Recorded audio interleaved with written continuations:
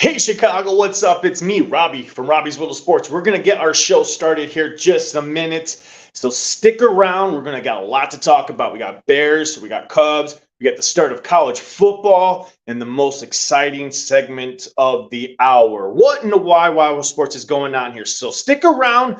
We're gonna be starting the show here in about 2 minutes.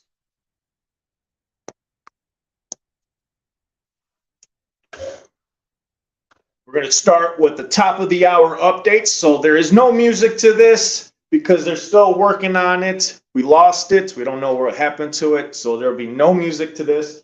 Just a brief update of Chicago area sports. So listen for the update and then tune into our show. So stick around and we'll be going live here in about 1 minute.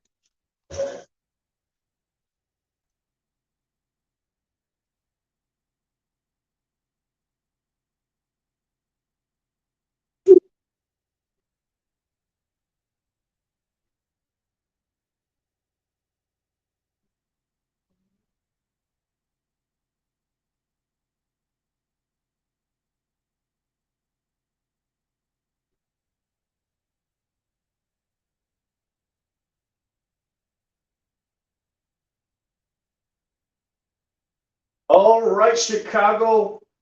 This is Robbie from Robbie's Little Sports. We are live. Here is your top of the hour update powered by the Illinois Media School. If interested in a media career, go to beonair.com. Bears safety Adrian Colbart's bid to make the Bears roster came to an end today. The Bears announced that Colbart has been placed on the injury reserve. They also waived tight end Jared Pinkley to the injury destination. A group of former Northwestern athletes have sent an open letter criticizing university administrators for a lack of due process before the firing of football coach Pat Fitzgerald, saying it left a welcome mat out for weaponization of sexual harassment, hazing, and racism allegations at the school. A source confirmed to NBC Sports Chicago that Taven Jenkins suffered a leg injury that could cause him to miss at least the Bears' first few games. Brad Biggs of the Tribune was the first to report the news. Bears didn't start any of their starters over the weekend in preseason week 2 as they lost 24-17 in Indianapolis. Bears head coach Matt Eberflus talks about the undrafted free agent quarterback Tyson Bagent after a strong showing in the week 2 preseason game against the Colts, saying, I saw poise, delivery was there, the accuracy looked pretty good, timing was nice, and the decision making was good. Bears host their final preseason game against the Bills on Saturday at Soldier Field, kickoff at noon on Fox. It was a mixed bag of results for the Cubs on Sunday as they gained ground in the National League wildcard race, sitting behind the Giants by half a game and leading by 1 game in front of the Reds, Marlins, and the Diamondbacks, while treading water in the Central Division battle and sitting just 3 games back from the Brewers. The Cubs earned a 4-3 win over the Royals, and in the hunt for the wild card has left them with a small bit of breathing room as they prepare for a road trip that will take them to Detroit. The first pitch is at 5:40. Javier Assad is on the mound. White Sox scored 7 runs in the 8th inning to beat the Rockies 10-5. Yan Moncada and Oscar Colas both doubled, while Lynn Sosa hit a 3-run home run in the 8th inning to help lead the White Sox to victory. The Southsiders host the Mariners tonight at 7:10 on FS1. On the mound will be Touki Toussaint for the White Sox. This has been your uptown. This has been your sports update, powered by the Illinois Media School. If interested in a media career, go to beonair.com.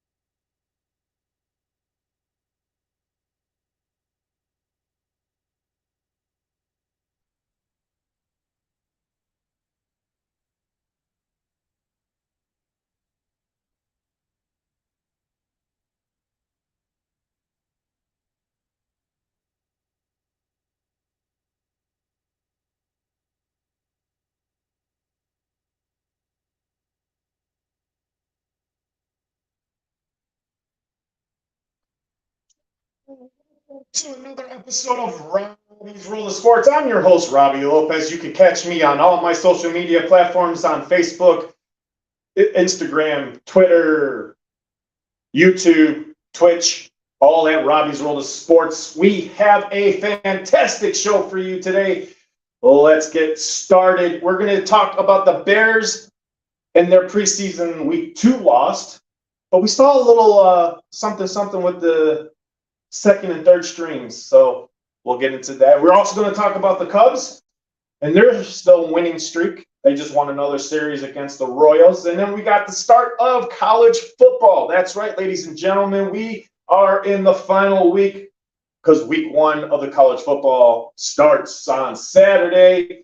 So, and then we have our favorite, the most exciting segment of the hour. What in the wild, wild world is what in the wild, wild sports is going on here? Where we find some outrageous clips in the sports world and we go ahead and talk about them.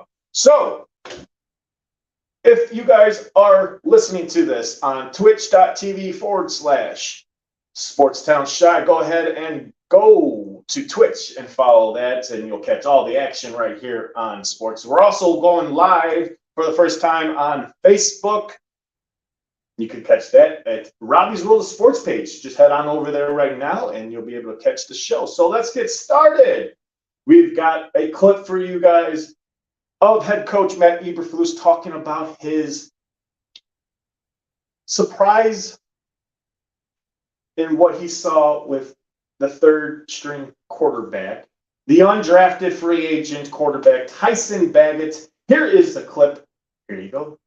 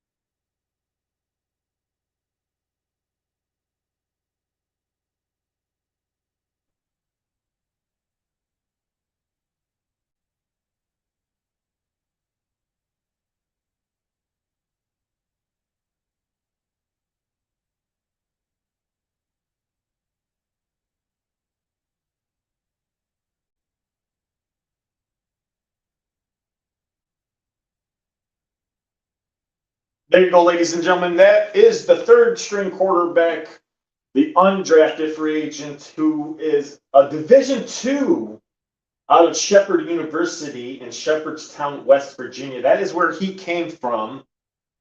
And I gotta say, I enjoyed what I saw from this guy. I don't like what I saw from PJ Walker, and for what the Bears gave him in money wise is not worth it. If you guys believe what I'm saying, head over to Facebook and let me know what you guys think. Should they go ahead and continue to reevaluate PJ Walker, or should they just release him and go with this undrafted free agent Tyson Bagent? I enjoyed what I saw. He looked very poised. It looked like he didn't panic. To be a Division II, he seemed comfortable, and that's what you have to have in a quarterback. Someone that's comfortable, who is going to understand the playbook and really know his role as a backup. Like he said in his press conference, he's taken the playbook and really learn from it, understand it, and then go out there and execute. He doesn't have to be a star. You just got to be a good quarterback to understand the playbook, what your role is, what, check downs. If you don't see your receivers, a lot of times these quarterbacks like to just force it in their, in the receiver's hands. And then they, that's when you have turnovers and costly mistakes. But he just looks so good just controlling that offense and stuff like that, just going downfield. He just looks so comfortable. And I think he deserves to be the backup to Justin Fields. If he gets hurt or anything, at least he can come in and take over and not have to skip a beat. Like you can rely on this guy knowing that he knows the playbook very well and can go out there and execute all these plays that are in this playbook. He can go out there and execute them just like our star quarterback, Justin Fields. So I think he automatically moves into the backup position number 2. You keep Nathan Peterman at backup 3. You got to release PJ Walker. He just has not shown me anything to be the backup quarterback.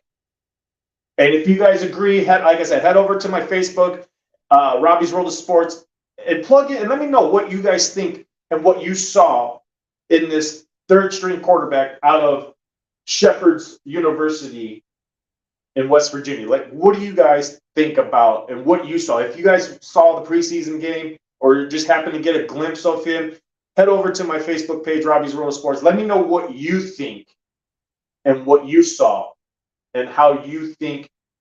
Does he automatically win that backup quarterback over PJ Walker? So head over there and let me know, and we'll get to those comments later on in the show. So, like I said, he just knows what to do. He goes on to say, I kind of catch myself during pre-practice, pre-game, pre-walkthrough, looking around and looking at certain individuals and just take a pinching myself with just how amazed I am that I am where I am and just how thankful and blessed I feel. He goes on to saying that the rhythm, he has performed well in training camp and excelled in Saturday night's preseason game against the Colts, completing 9 of 10 passes for 76 yards. He has a 98.3 passer rating while also rushing for a 2-yard touchdown. Now, if that doesn't tell you a lot, ladies and gentlemen, about this guy or about this kid, because he's only 23 years old, it tells you a lot that he's doing his homework. He's doing everything that you need to rely as a backup. Knowing the plays, knowing the playbook inside and out, and like I said, knowing his role as a backup. You're not there to prove that you could, be a star player, because we're not looking for a star player. We're looking for a backup quarterback, and he's perfect for it. He just after replacing PJ Walker, because he didn't have he hasn't had a terrific preseason overall. And I think that's why one of the reasons is that you have to let go of PJ Walker, even though you gave him all that money. Now you're going to have to eat that money, because I don't think he's your number 2 or your number 3 quarterback on the depth chart. I think Tyson Baggett and Nathan Peterman have all shown, like, even Peterman had a good game. And that's why it's hard. It's going to be hard for Matt Eberflus to decide how he's going to rank his quarterbacks. And I think Bears fans know the direction that they should be able to go. But at the same time, it's like, you paid this guy all this money in the offseason, and now he hasn't shown you anything to even keep him on the roster. So that's why I think you get rid of him, you keep those 2 guys. He was playing with poise and confidence.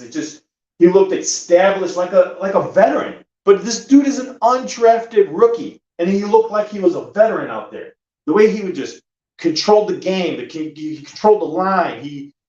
Just he knew what he had to do. He went out there and executed it. And this guy is getting all the raves about being the backup quarterback now. I mean, it goes to show you that you don't have to be a good or a great quarterback as long as you are understanding of what your role is. You know the playbook inside and out. And look at what happens. Matt Eberflus has given this kid opportunities we never thought we would see. And like I said, or like Matt Eberflus said in his press conference, that he don't care. He's going to give these kids reps, and if they can go out there and execute them and show what they are capable of doing, then he's going to continue to give these kids opportunities until, they fall apart. But this kid doesn't look like he's going to fall apart. I think he knows what he's going to come into. He knows the situation he's going to get himself into. So I think that's great. So other Bears news that I thought was great was running back O'Shawn Johnson. This guy, I didn't take him in my fantasy. I was close. He's still out there. So I would like to see a little glimpse of what he's going to have on this Bears roster if he gets an opportunity, because he's, you got Khalil Herbert and Deontay, I can't remember his last name, but we signed that free agent running back. I believe he came out of Carolina. He was on the Carolina Panthers last year. Deontay Foreman, I believe it is. I could be wrong. But he had a great game. Rashawn Johnson. Defensive end Terrell Lewis. Linebacker Mika Bakersville. Like I said, quarterback Nathan Peterman. Receiver Darius Fountain. I mean, these guys all had great games. Like I said, they didn't start no starters over the weekend. So this is a great opportunity for players to get reps who is not going to see a lot of game time play, but at least you're giving these guys some reps to see what they have for future. Someone might get hurt, and at least you can know what you're getting out of these guys, and you can plug them into the system, not having to worry about them not knowing the playbook and not knowing their role and stuff like that. So it's good to see that. So that's what I saw from the game, is all these second and third string players getting opportunities. And that's what training camp and preseason is all about, is giving these guys, these unknown guys, opportunities to make a name for himself. So that's good. That was really good to see Matt Eberflus doing that. So it's great. It's great to see Bears football really coming together. Their final game, or the final preseason game, is this Saturday at Soldier Field against the Buffalo Bills. I don't think we're going to see a lot of the starters play that last preseason game. We may see, we may see them play maybe a couple series, and that's it. But we'll see. Hopefully, I think. See, that's the thing about these preseason games. It used to be 4, now it's 3. So do you really start a lot of your starters just to kind of get them prepped for the season opener? Or do you just continue to play the second and third stringers, give them more reps, see where they're at, and then after that game, because you have to, I believe it's after the last preseason game, you need to cut down on the roster to 56. So again, gives them an opportunity to see what they're capable of doing, and then we start weeding out the ones that are not going to make the roster and stuff like that. So, hopefully we'll be seeing some starters play towards maybe the second half, just to kind of give them some some reps so that they can get ready for opening day. So it's going to be interesting. Coming up next on Robbie's World of Sports, the Cubs are hot. They head over to Detroit. Can they continue the winning streak? Find out next on Robbie's World of Sports.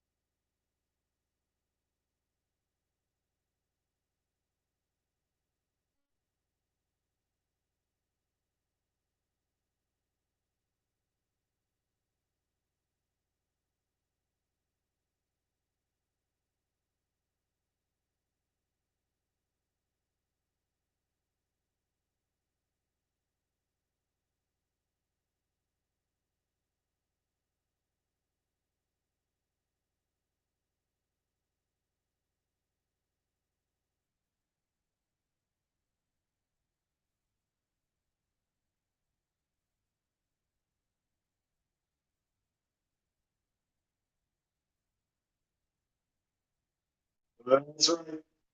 Chicago, the Cubs, they just won another series over the weekend, beating the Royals 4-3 yesterday, and giving them a little cushion in the wild card. They now lead by one game right in front of the Reds, the Marlins, and the Diamondbacks. So it is a close race for that final wild card spot. It happens to be only one game, but they're a half a game behind the San Francisco Giants and 2 games for the first wild card spot, the Phillies.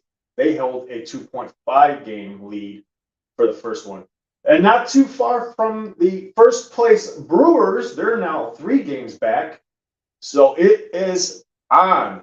That's right, the Northsiders. And then that clip Suzuki.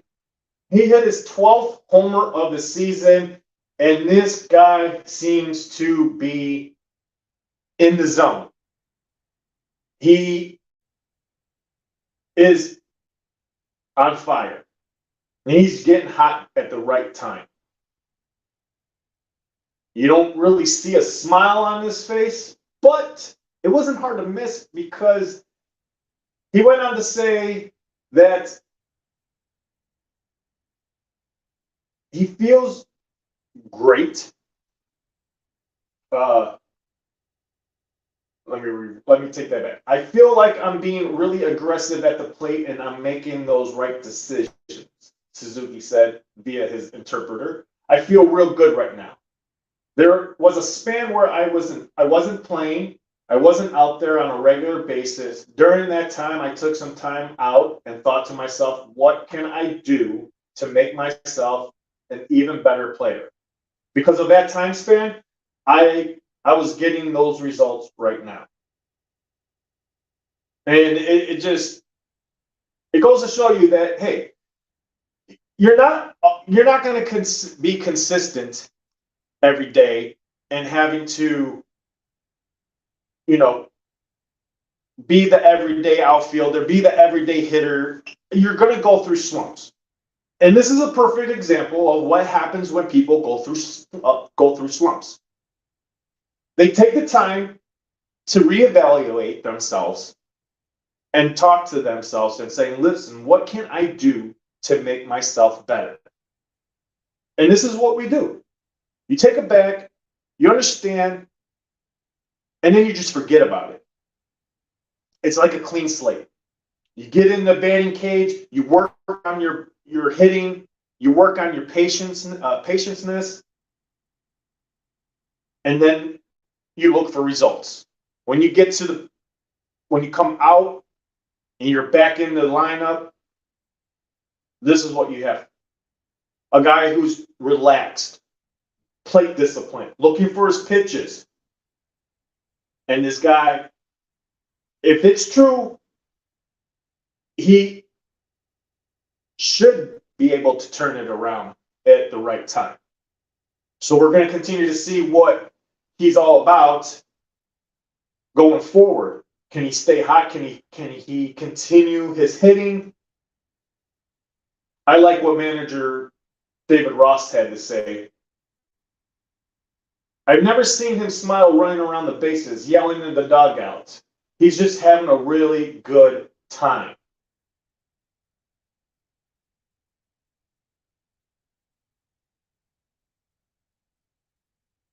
I mean, he's batting .343 over the past 9 games since returning to the everyday lineup with a hit in all but one of them. He's plated 6 runs over that stretch while tallying 5 extra base hits. Though the sample size is small, it's a significant upgrade from the lengthy lull he endured heading into his time off, in which he posted a .591 OPS over 187 at-bats from June 2nd to August 4th. Honestly, it was my first time overcoming this challenge, Suzuki said. I've actually never experienced it before, but I think it was really great for me because I was able to learn a lot of things while not playing. That can really benefit you as a player in the long run as well. I'm glad I was able to use that time wisely. That's what I'm saying. Like everybody was trying to say this. Why are you giving this guy all this money when he can't? Listen, this is his first year in the MLB. Give the guy a break. He's coming over from the Korean baseball league. It's different. It's the same game, but it's played different over there. It's played different here. So cut him some slack. The guy is doing great. He's going to continue to be great. You just got to give him time to get accustomed to the MLB. He's not Shohei Ohtani, where he came in and was a star right away. So I enjoy what I saw from him. He looks like he's having fun playing the game of baseball. And I think that's what baseball players need to do. Just play the game. Don't go out there and be superstars. You don't have to. You're baseball players. Go out there, play baseball, have fun, and you'll see the results. That's just me. So again, let's talk about the National League wild card race. Philadelphia has a 2.5 game lead And then San Francisco has that half game. We're sitting nicely in the third spot, just one game up from Arizona, Cincinnati, and Miami. And then 3 games back from the Milwaukee Brewers. We have 2 more series against the Brewers. We still have this series with Detroit. And then after Detroit, we head over to Pittsburgh to take on Pittsburgh. It could happen. So, and a lot of these critics didn't even have the Cubs winning or even going to the playoffs or being in contention of the playoffs. And it just, I was talking about this yesterday with some friends of mine. You know, what they're doing is that they've been consistent all year round. They were in some slumps, but they were consistent. They were still winning ball games. They kept themselves in it. At one point, they were like 7 games behind, but then they went on that stretch run and won games. They kept winning series. And that's all it takes. You don't have to win every game, but at least win the series. You win series, it keeps you in contention. And that's what it was. And that's what happened. They kept themselves relevant throughout the whole entire season up until now, being consistent and winning series. So that's good to see. Can they continue it? We have to, well, hopefully they will. Again, they got some good matchups at the end of the season. I mean, we got the Brewers, we got the Braves. Those are important series coming later on in September. So we got Arizona, who's still in the hunt. So it's going to be interesting to see where these Cubs are going to be at towards the end of this season in the month of September. Are they going to be at the top of the wild card? Can they catch Philadelphia Phillies? Can they catch Milwaukee to take the lead in the Central Division? It's going to be interesting. This month, we're almost at the end of August, so we got about a month left of baseball. It's going to be an interesting, exciting month of baseball here in Chicago. I hope the Northsiders do it because you know how baseball is in the postseason here in Chicago. It gets crazy. And I'll be right there at Wrigley Field rooting the Cubs, and hopefully they can advance pretty far. I'm not saying they're going to World Series, but maybe win a playoff series. So, coming up next on Robbie's World of Sports, it is the start of college football. We're going to get into that right after this. You're listening to Robbie's World of Sports here on SportsTownChicago.com. I take that back. It's no longer SportsTown. You're watching on Twitch.tv/SportsTownShy. You're listening to Robbie's World of Sports.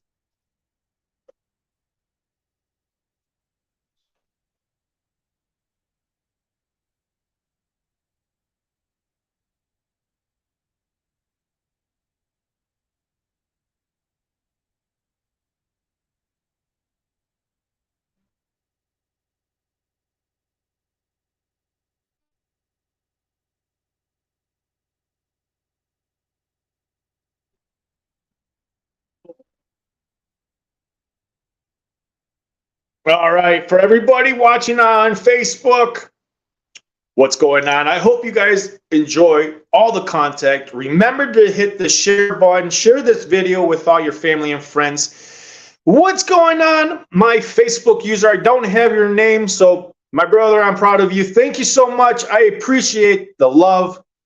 You guys are awesome. But to help me build my channel, hit that button, hit the heart button, hit the like button, share this to your family and friends. Let them know that there's this exciting new sports guy here in Chicago that loves to talk about all Chicago sports.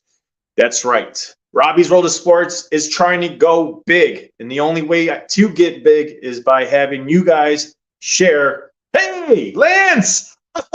What's going on, Lance? Hey, got to get you in here, buddy. We got to talk some sports. I can definitely use you as a co-host if you're interested. Hit me up. I'd love to have you back on my show, talking sports here in Chicago. Love to have you. Lance was my original partner in sports. We went to Illinois Media School in Lombard, and we used to have a sports show called Hike and Swish when we were in school. So, Lance, thank you for tuning in. Great to see you. I hope everything is going well for you, buddy. So I'd love to see you. I'm going to play another commercial, so give me 1 second.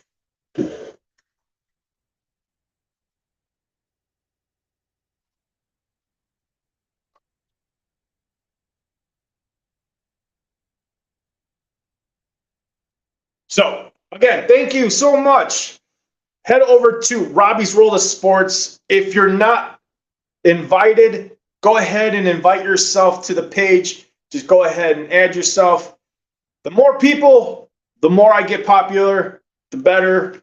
The ratings, oh, I can't wait because we're going far, and I love to have you people with me and see me grow to a good sports broadcaster here in Chicago. That's my goal. That's everyone's goal, is to shoot for the highest, and that's the highest goal I have, to be someday on a radio show, hosting my own on ESPN or whatever it may be. I can't wait. So stick around. We're coming up next with college football. That's right. This week is the start of college football. Notre Dame Irish heads to Dublin, Ireland to take on Navy. That should be an exciting game. Stick around. We're going to be talking some college football right here on Robbie's World of Sports. You're watching and tuning in on Facebook, Instagram, and Twitter, and YouTube. Hit them all. Robbie's World of Sports.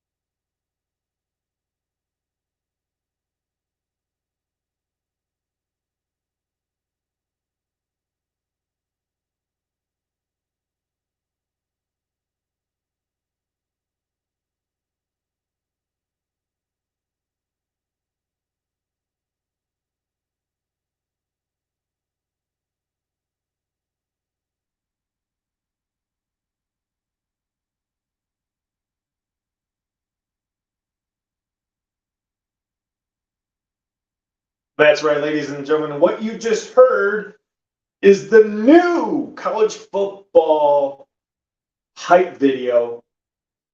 You can catch it on ESPN. And that was Post Malone. his new song, I believe it was I can't remember it, but head over to ESPN to really watch the video. That it gave me goosebumps watching that new hype video for the college football. Like I said, it is the final week of college football. It starts Saturday at 1:30 p.m. on NBC. You got the 13th ranked Notre Dame heading over to Ireland, Dublin, to take on Navy. That's going to be a good matchup. For you Irish fans, I can't wait. It should be a good year for Notre Dame. Can it be a good year for Notre Dame? A lot of question marks going into this new quarterback, Hartman. Well, so then later on in the night game, you got number 6 ranked USC hosting San Jose State. Not much of a game there. We probably are going to see a slaughter. And this is what I don't like about college football. And I'm hoping that the NCAA can do something about these. How do I put it? These schools that aren't in the same class as all these other schools are at. And what I mean by that is,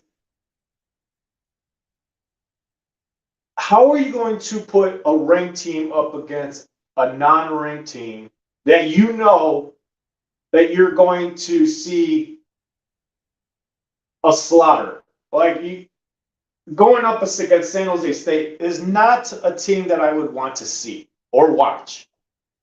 And if I'm a USC fan, yes, it's the start of the game.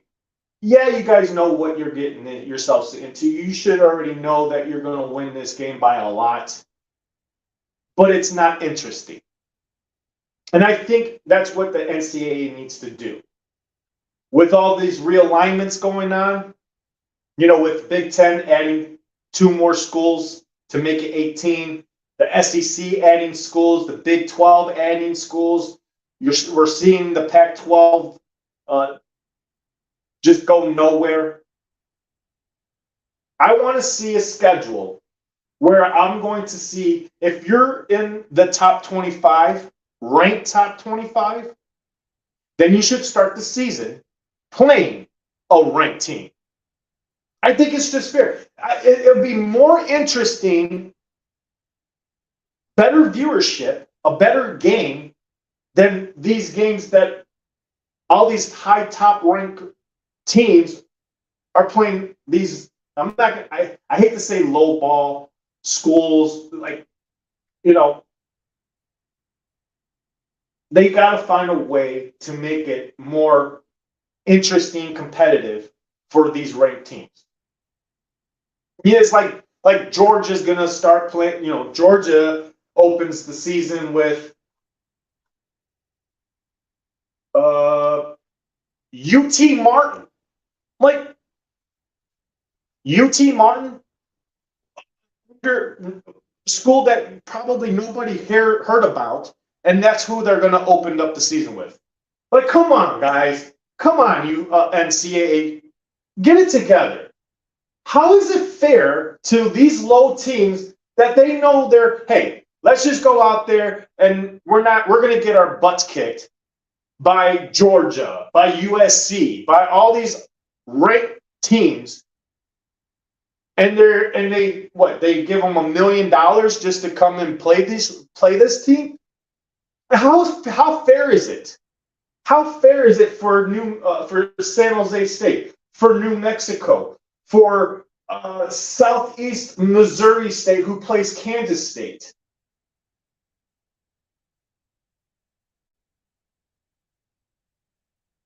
Right, taking on ranked 11 Texas. Like, how is it fair for these teams?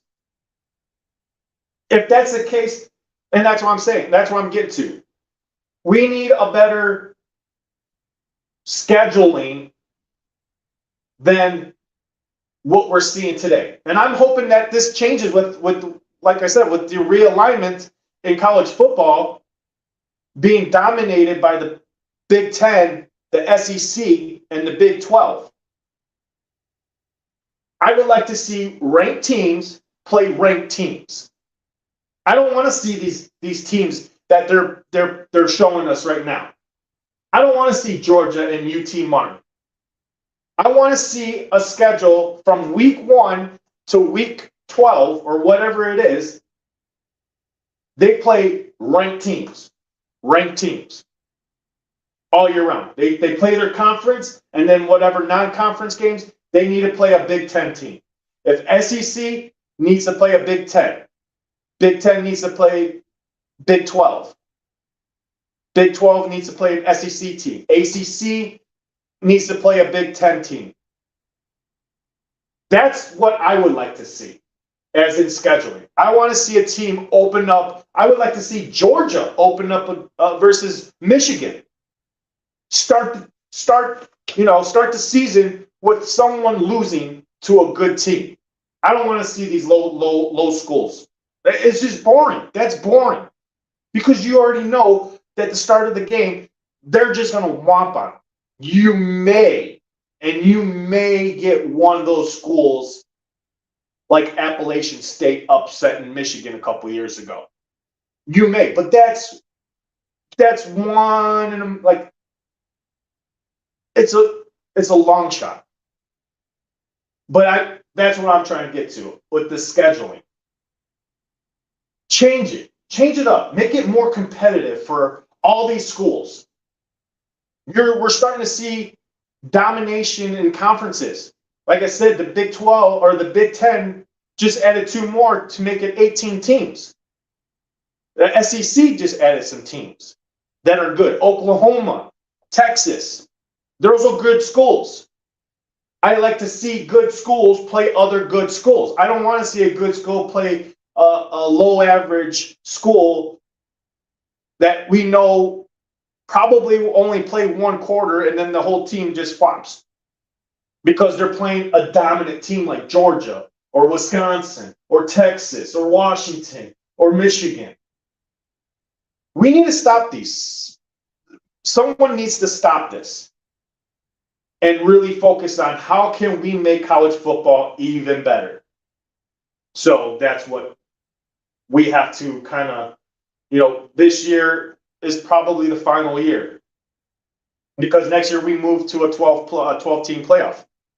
So next year they need to really, really get the scheduling down.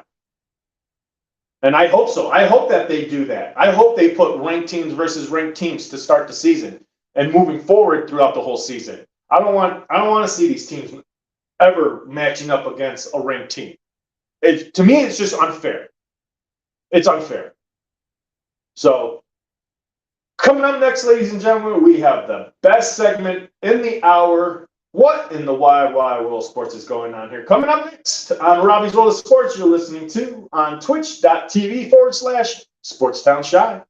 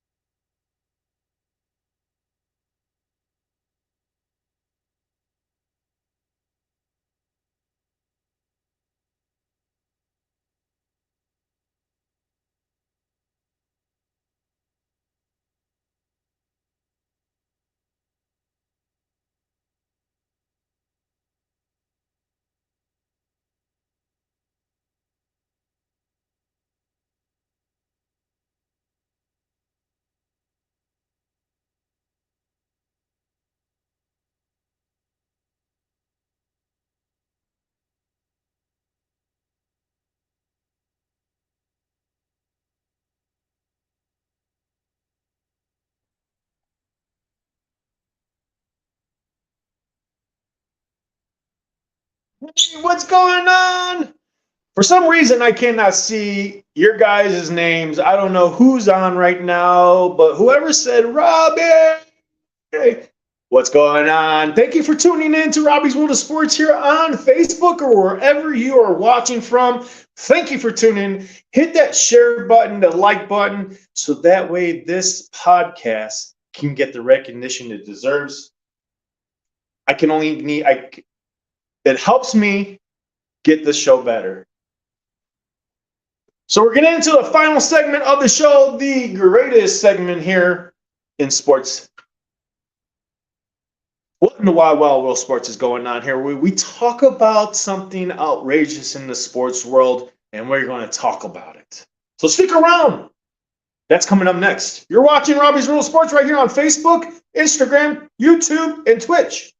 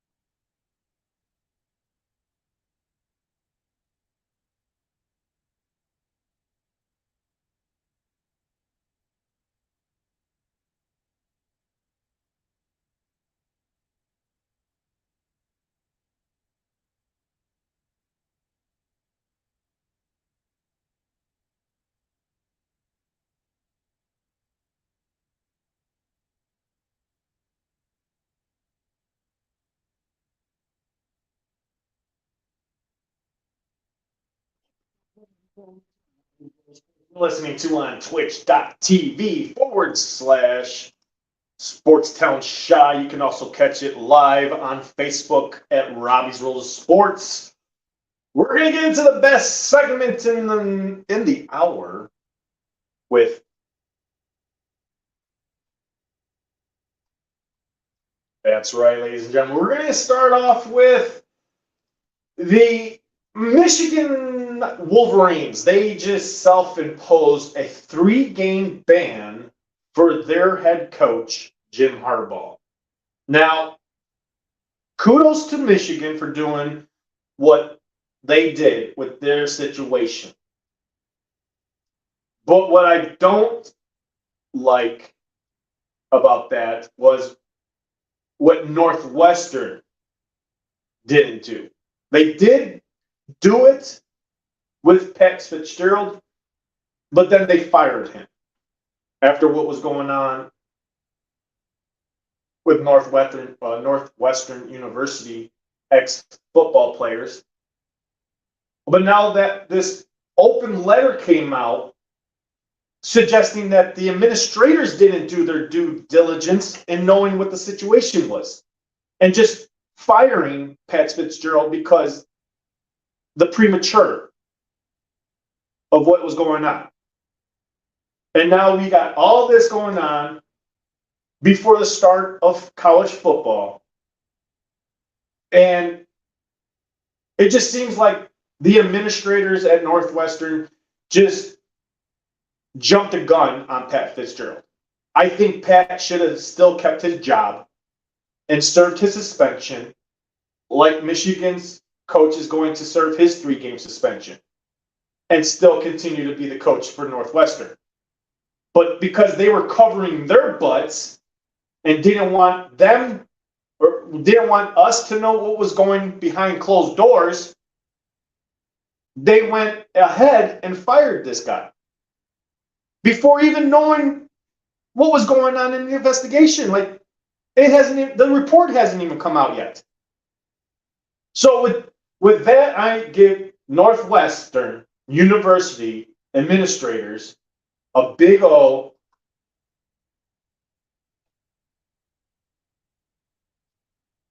Because you guys don't know what is going on with your organization. Oh, what else we got? Lonzo Ball, the Bulls, was on Trae Young's podcast and said that he doesn't know if he's going to be a Bull. And this bothers me because you signed a guy to a 4-year, $80 million contract back in 2021. He played 35 games before his injury. Why? I mean, first off, how did you not know his medical history? Because I believe he was hurt when he was with the Lakers. When he got drafted by the Lakers, he was hurt. So how did you not do your due diligence in knowing his medical history before giving him this 4-year, $80 million contract? We could have used that money in signing someone that was more healthier than him, a better player than him, but we had to settle for this guy. This is who you guys settled on. This bothers me a lot. And for the Bulls management to sign this guy, all this money, it doesn't make sense. It doesn't make sense why we gave this guy a contract. We could have used this money elsewhere. And no. I didn't like the move to begin with. I thought there was a lot more better options out there at the time that we could have spent that money elsewhere. But because Bulls Vice President Arturos Karanolis, you sir, you get a big O. Because you have no idea what you were getting yourselves into before signing this guy to a 4-year, $80 million deal. So, what else we got? A very popular lady here in the Chicago area is celebrating her 104th birthday today. If you don't know who I'm talking about, that would be Sister Jean of the Loyola Academy. She celebrates her 104th birthday. Happy birthday, Sister Jean. You are such a great person. You're very humble. You know your basketball. The love you have for basketball is just tremendous. we did a documentary when I was here at Illinois Media School on the Loyola basketball team when they made their Cinderella run, and we interviewed one of the players, and they mentioned Sister Jean being at the time of that run such an inspirational person. That's what fed them. That she gave them that energy that they needed to go on that run. So for that and everything that you mean to Loyola basketball, again, happy birthday, happy 104th birthday to Sister Jean. I give you, and that's a good what in the YY sports is going on. That is it, ladies and gentlemen. Thank you all for tuning into another episode of Robbie's World of Sports right here on twitch.tv/Sportstown Shy. And thank you all for tuning in on Facebook, Instagram, Twitter, YouTube, and Twitch, all at Robbie's World of Sports. I'll see you guys here next Monday, just before Labor Day. I want to give you guys a little heads up now. We will not be broadcasting on Labor Day. The school will be closed. So enjoy the Labor Day weekend, everybody, when it comes. But we're going to be right back here next week, Monday at 3 o'clock, right here on twitch.tv/Sportstown Shy. You can always catch me now going live on Facebook, Instagram, Twitter, YouTube, all at Robbie's World of Sports. Thank you so much. Have a wonderful day here in Chicago. It is a hot one. Stay cool, Chicago. And again, follow me on all my social medias at Robbie's World of Sports. You catch all Chicago sports action throughout the season. Bears, Cubs, White Sox, Bulls, and Blackhawks. Thank you. Have a wonderful day. I'll see you guys later.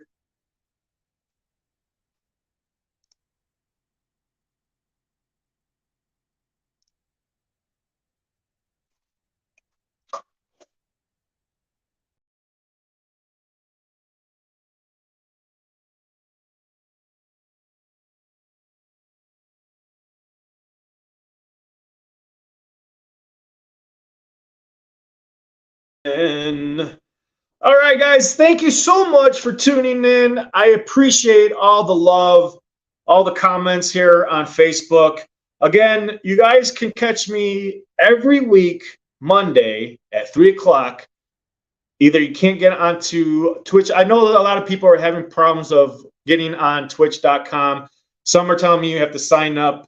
Go and sign up and follow me on Twitch. All at Robbie's World of Sports.